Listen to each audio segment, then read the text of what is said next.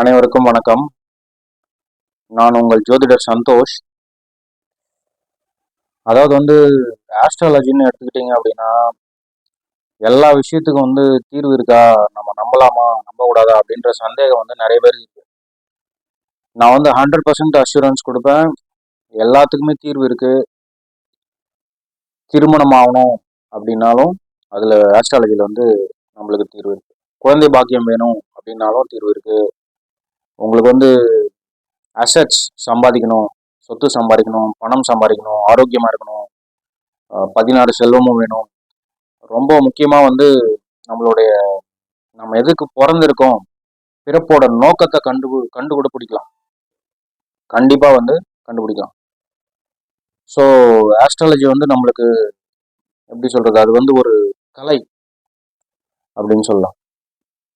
So நீங்கள் உங்களுக்கு என்ன பிரச்சனை அப்படின்னு ஆராய்ச்சி பண்ணீங்க உங்கள் ஜாதகத்தை எடுத்து அப்படின்னா, இப்போ திருமணம் ஆகலை, நீங்கள் ஆணாக இருந்தாலும் சரி பெண்ணாக இருந்தாலும் சரி, ரொம்ப வயசாகிட்டே போகுது, திருமணம் ஆகணும் அப்படின்னா உங்களுடைய லக்னத்திலிருந்து 7வது வீடு, அதான் களத்திரம் அப்படின்னு சொல்லுவோம். அப்புறம் நீங்க ஆணா இருந்தா உங்க ஜாதகத்துல சுக்கிரன் மனைவியை குறிக்கும். நீங்க பெண்ணா இருக்கும் பட்சத்துல உங்களுடைய ஜாதகத்துல குரு பகவான் கணவனை குறிப்பார்.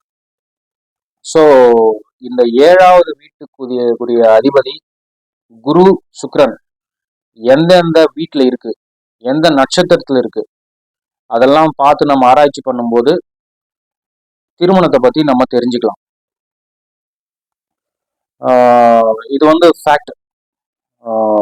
அதுக்கு உண்டான ரெமிடிஸ் நம்ம கரெக்டாக ஃபாலோ பண்ணோம் அப்படின்னா கண்டிப்பாக மேரேஜ் நடக்கக்கூடிய சந்தர்ப்பங்கள் உருவாகும்.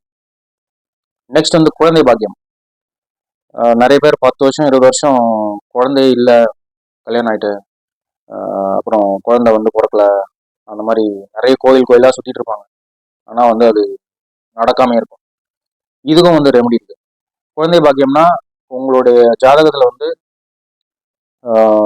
5வது வீடு, அது குழந்தைகளை குறிக்கிற ஸ்தானம். 5வது வீட்டுல ராகு இருந்தா குழந்தை பாக்கியம் தடைபடும்.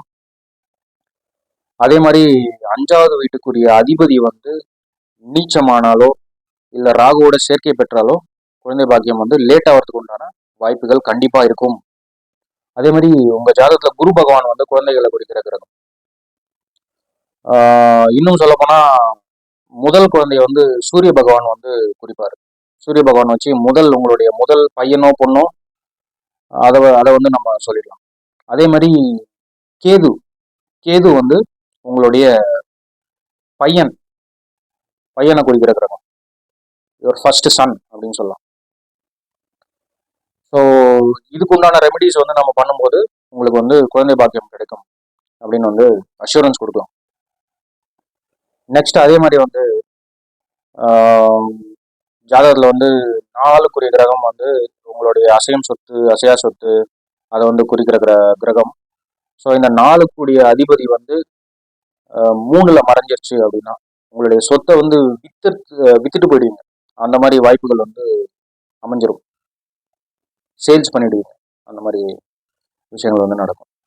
அதாவது பூர்வீக சொத்தை நீங்க விற்கக்கூடிய சுச்சுவேஷன் உங்களுக்கு உருவாயிரும்.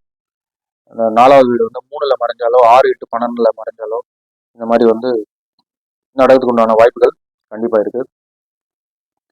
ஸோ இதுக்கு ரெமடிஸ் பண்ணலாமா அப்படின்னா கண்டிப்பா பண்ணலாம். அது முறையா பண்ணணும்.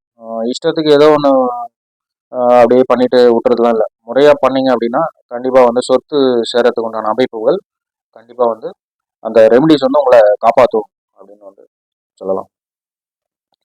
அதே மாதிரி நம்மளுடைய பிறப்போட நோக்கம் என்ன அப்படின்னு ஆராய்ச்சி பண்ணீங்க அப்படின்னா, ஜாதகத்தை வச்சு எப்படி கண்டுபிடிக்கிறது அப்படின்னா, உங்களுடைய லக்னம் அதுதான் உங்களுடைய பிறப்போட நோக்கத்தை கண்டுபிடிக்கக்கூடிய கிரகம்.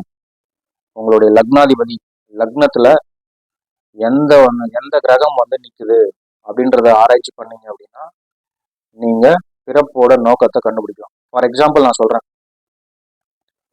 இப்ப காலபுருஷ தத்துவப்படி மேஷத்திலிருந்து மீனம் வரைக்கும் இருக்க ராசிகள்